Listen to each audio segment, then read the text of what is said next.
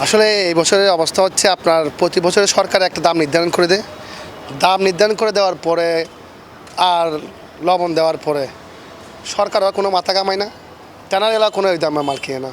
অতএব যেগুলো সরকারের দাম নির্ধারণ করে দেওয়া হয় ওই দামে এই যে ফিল্ডে যারা মানুষ বলে যে দাম বাড়ছে, ওরা কি করে মালটা এনে আর বিক্রি করে না।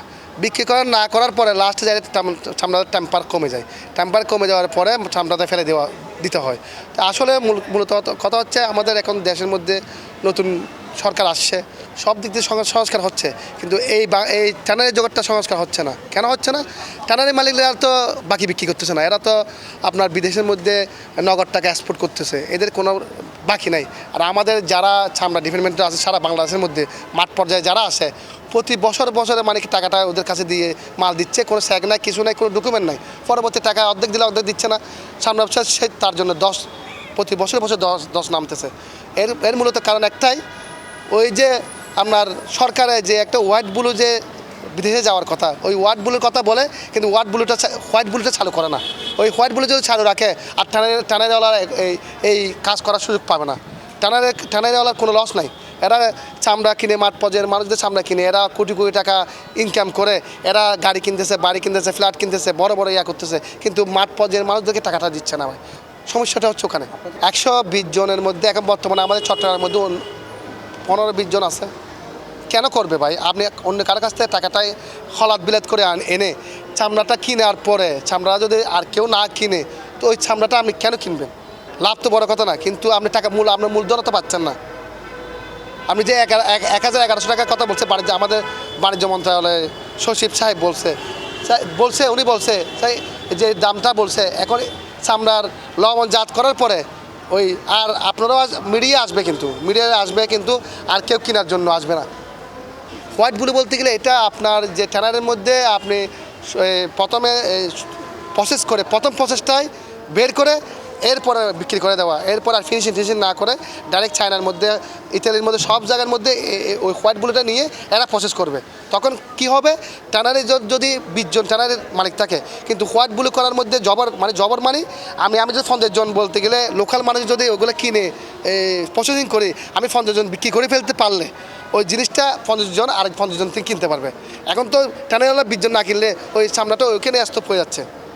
ট্যানারিওয়ালা কিন্তু দামটা পাচ্ছে, ওই দামটা কিন্তু ফিল্ডের মানুষকে দিচ্ছে না। একরকম জিম্মি বলতে গেলে আমরা ট্যানারের কাছে এখন ধরেন 1000 টাকায় বিক্রি করতেছি, ওই 1000 টাকা যদি প্রপারলি যদি নগদে পাই, চামড়া ব্যবসাটা কিন্তু সুন্দর চাঙ্গা হবে। এখন ওই 1000 টাকা যদি আমরা বিক্রি করে যদি না পাই, ওই চামড়াটা কে কিনবে? কেউ তো কিনবে না। সেজন্য আজকে এই চামড়ার ব্যবসাটা এত দশ, এটা গরিবের হক, এটা আপনার পুরো ট্যানারি মাইলে কিন্তু সব জায়গায় চুষে খাচ্ছে। এটা কিন্তু একটা জিনিস, আপনি একটা মাল নিছেন, এটা ট্যানারি ছাড়া কোনো দিকে আর কিনে, এটা মুদির দোকান না যে ওখানে বিক্রি 10 টাকা বিক্রি কম করতে পারবেন, কিন্তু ট্যানারিওয়ালা যদি না কিনে এটা ফেলে দিতে হবে।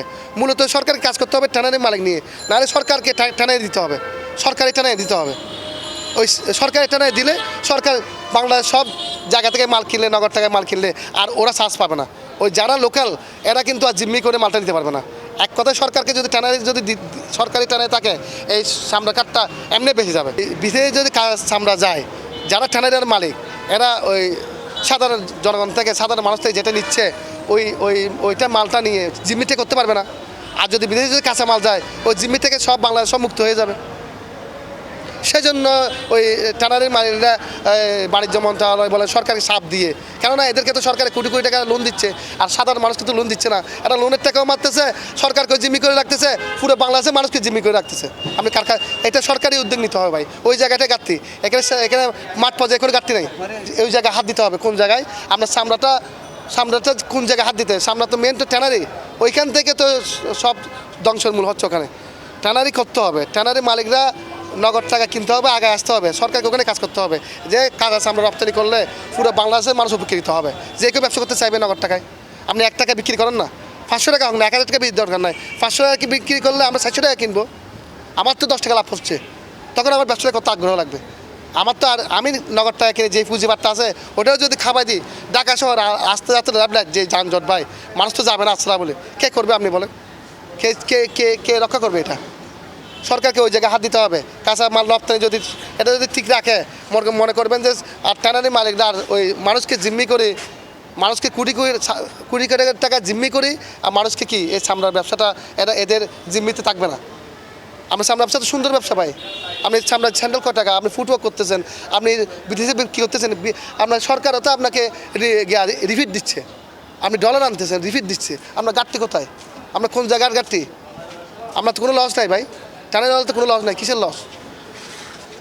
আপনি সাধারণ জনগণের রক্ত শুষে খাওয়ার লস। আপনি তো এই যে ঘাটতি তো মেনতে ওই জায়গায় আমাদের সরকারকে সংস্কার সব জায়গায় করছে। একটা অনুরোধ থাকবে, ওই জায়গাটা দিয়ে সংস্কার করার। আপনি টানের কাজ, আপনি সরকার টানের কাজ জিম্মি হতে পারবেন না। মানে আগে ছিল 120-30 জন লোক ছিল আমাদের আরাধ্যার ব্যবসায়ী এখানে সমিতির মধ্যে যারা অন্তর্ভুক্ত আছে এরা এবং অন্যান্য ব্যাপারীরা আসতো, বিদেশ থেকে আসতো, টাকা নিয়ে আসতো, চামড়া কিনে লাভ হতো, 50-100 লাভ হতো, ব্যবসা করার জন্য উৎসাহী ছিল। এখন বর্তমান উৎসাহ এটা নাই।